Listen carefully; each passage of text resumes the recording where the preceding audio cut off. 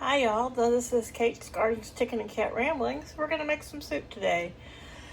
Gonna be chicken soup. And everything is fresh organic produce. I do have my own green beans that are yummy and organic that are frozen. Told Paul he didn't need to buy green beans, but he saw these at the store and went ahead and bought them, so I wouldn't have to thaw or break into any of mine. So, alrighty there. So, this probably isn't all that instructional and informative, especially if you're a cooker of yourself, but I don't do very many cooking videos. I don't know why. I'm quite the cook, but anywho, I'm just gonna go ahead and get this started. We had some organic chicken, some thighs. Last time we had those thighs, I fried them. They were great, but I just didn't want fried chicken again. I know, that's amazing, isn't it? Kate don't want fried chicken. I love fried chicken. But I thawed them out, and then I decided, you know what? Let's just make some soup. So luckily I have all the stuff for soup. These potatoes, I will cut off any bad spots or any eyes, but they're very thin skinned.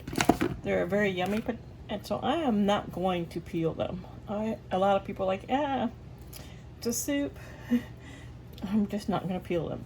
If I miss an eye here and there, people are like, oh my god, they're poisonous. Well, they're going to be boiled to death, but I won't miss an eye. So I'm just going to cut everything into small pieces. I'm not going to film all the vegetable cutting. I'm just going to cut a few. I'll probably end up cutting this video up in pieces and then editing it together. Yes, I'm getting better at editing. I'm not great, but I have figured out how to put snippets together and cut things out. My mother was here. She'd be like, cut those thinner, you're wasting potato. You know, that's one thing she used to always say when we were kids and we had to peel potatoes. Peel those thinner. Don't be wasting so much potato. So I always try to, and I can pretty much peel a potato pretty thin. I can do the same thing with an apple and just do it in a spiral, but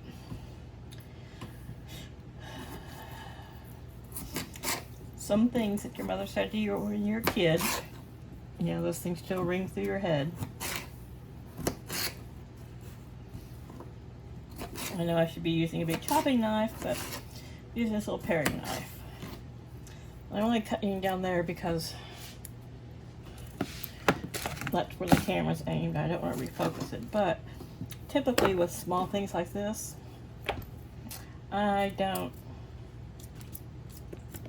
I can cut it faster and more to the size I want with a paring knife and just doing it in my hand. So, potatoes. I have some frozen corn, which I'll use. I'm particular about my green beans. I want stringless green beans. And a lot of times, whether it's fresh organic or not organic, when you buy it at the store or at a farm stand, they don't always say whether they're stringless or not. These seem to be so. Down here out of view is what's left of the potato bag, and I'm just using it to catch all my trimmings, and then I'll dump it all in my compost. I have an old big soup pan, like the one I did the chicken in. It's actually the smaller size. I hate them, they're very thin. I want a nice new Dutch oven. Maybe I'll get one for Christmas, but I use the smaller one that's not too big, and it just doesn't cook evenly, and I don't like cooking with it, so I use it to collect any organic scraps, eggshells, peels, all that stuff, and it goes out in the compost pile. And if none of it's bad, like some of the clippings. You can give chickens potato and potato peel as long as there's no green in it. I haven't given mine potato peel. Oops. I don't give mine an over amount of vegetables. I do give them berries and some fruit and some table scraps, but usually only like lettuces and veggie scraps. I did have some diced ham the other day that it wasn't bad, but it was beyond the flavor that I would like, so I took it out to them. I also was feeding the outside cat and had some drop the can, splashed it on my foot, which I hated, but the cat was nowhere in sight, so I just, whatever didn't fall out, I dumped over the fence to the chickens. It was chicken dinner and gravy. It was a blue buffalo, so you know, it's healthy, very high protein. Good for chickens, and they liked it. They're like, chicken tastes good. Yay, that tastes good.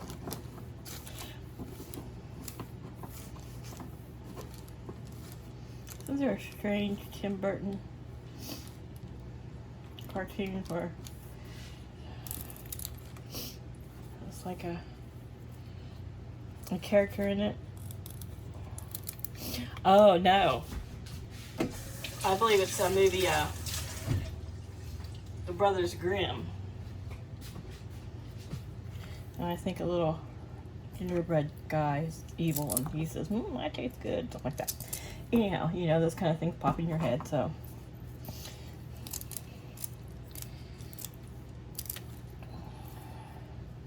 I'm trying to control myself because a lot of times, sometimes now, especially since I no longer take medicine for ADD,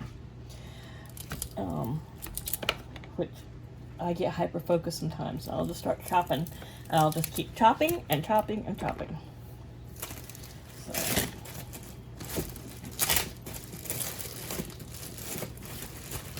Now the carrots are going to be much harder for me to do by hand. And I don't peel my carrots. I have this great scrubber that came from a Delaware grown. It comes from I got it at the farmer's market.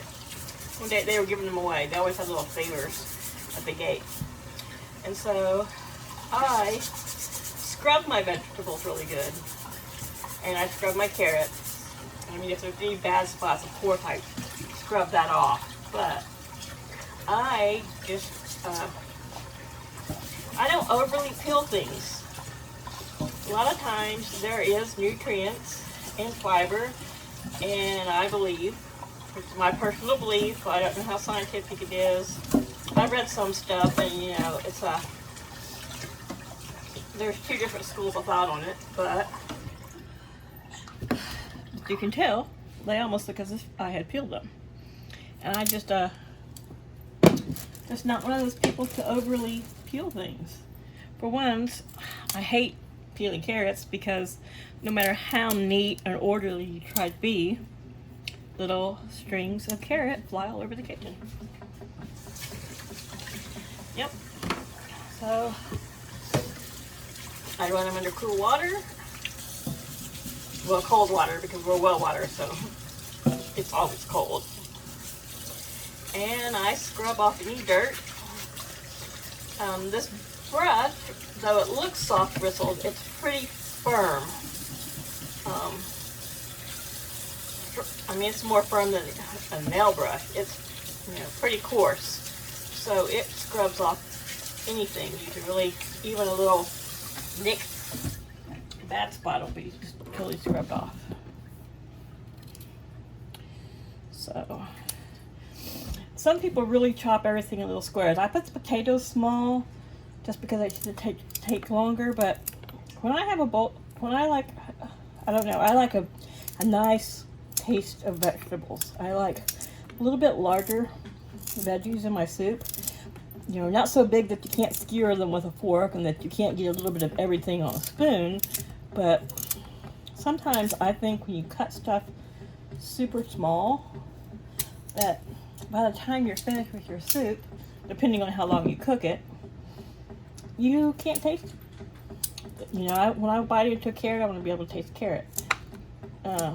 Green beans, celery, all that. So I personally feel that if you keep your pieces bite-sized, but on the, I don't know, the large end of the scale of bite-size, it just makes for a better soup.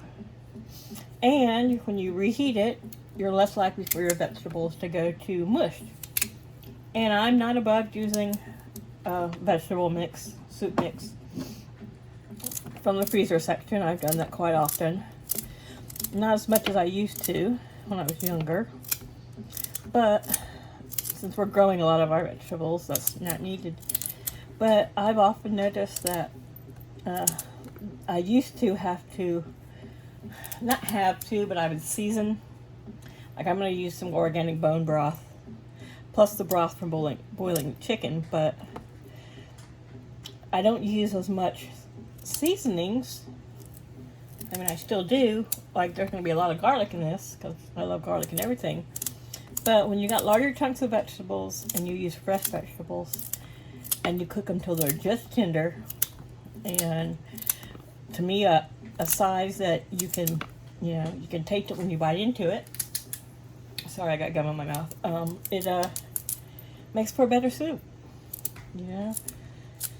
And of course, everything tastes better when you use fresh veggies in it. But as you can tell, I'm not going really super small.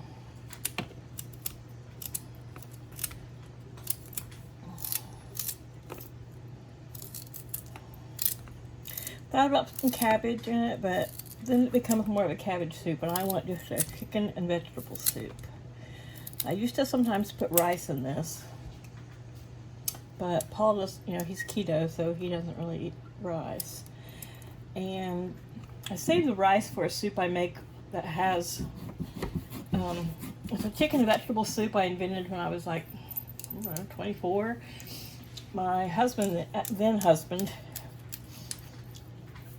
was sick, and I just made, you know, from scratch a vegetable soup, which I put some soy sauce in because I love soy sauce, but and some cabbage and a lot of garlic, a lot of fresh garlic. I know there's a lot of good cooks who keep powdered garlic and onion powder and that kind of stuff on stock. I just don't, because I always feel that I don't use it fast enough. You know, it gets old or stale before I can go through a whole bottle of it, and we just prefer fresh. And right now, you know, to buy anything, you know, whether it's garlic powder, onion powder, any seasoning for it, like everything else in the grocery store, just crazy priced. But, you know, it's more cost effective, and I think I probably save more money by going fresh.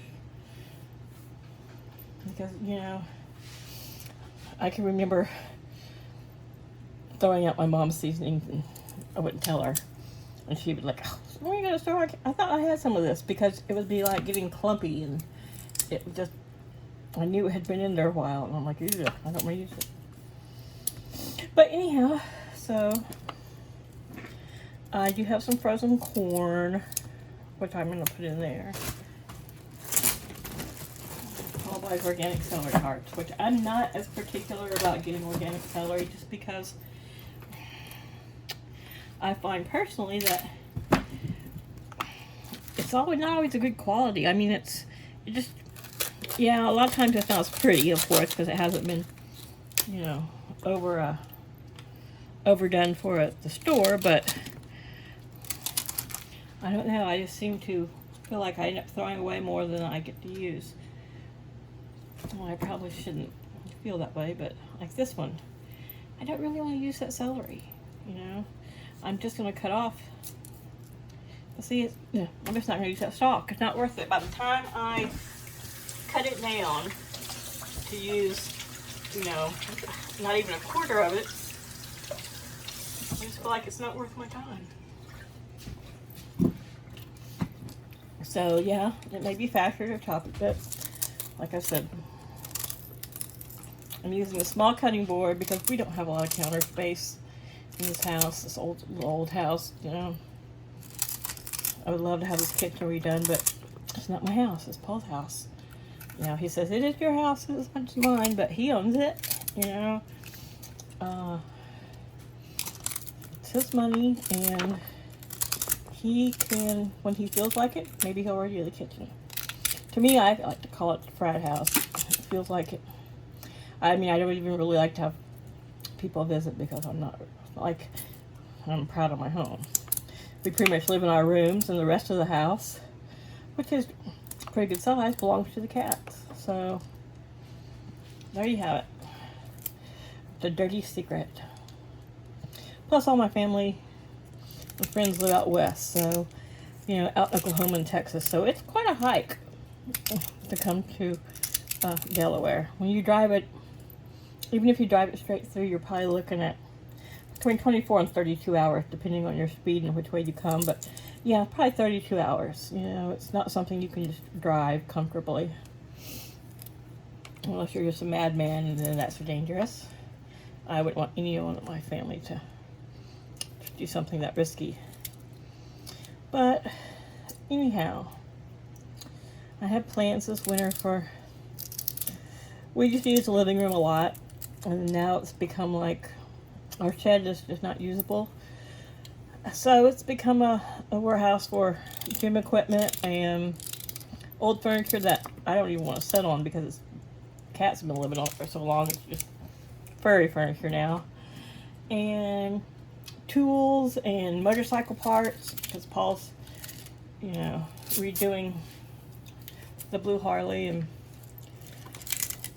I like lots of celery, but so, you know, it's been kind of a catch-all place to keep things dry and easy to find. And like I said, he lives upstairs in his room. I went to live in my room. We share the kitchen. The dining room is the cat's room. It's got all their cat trees and the furniture they climb on. It's got a couple of nice china cabinets with some nice china in it that we don't use. But, and then the living room's just become a catch-all. And this house has 2 bedrooms upstairs, 3 downstairs. One of the small ones downstairs is mine, and the other one has been turned into the laundry room. And it's a living area and like off the living area. It could be a huge living area or like a living area den area. But it's a very bungalow style, very open plan beach cottage from the 40s. So anyway, and this is about cool off, and then I'm going to start taking the skin and the fat off of that. They're thighs, so I'm sure there's enough healthy and the fat that Paul likes in the broth. And I'll pick the rest of it apart, and maybe I'll show it when it's done. But otherwise, that's me making soup. Bye, y'all.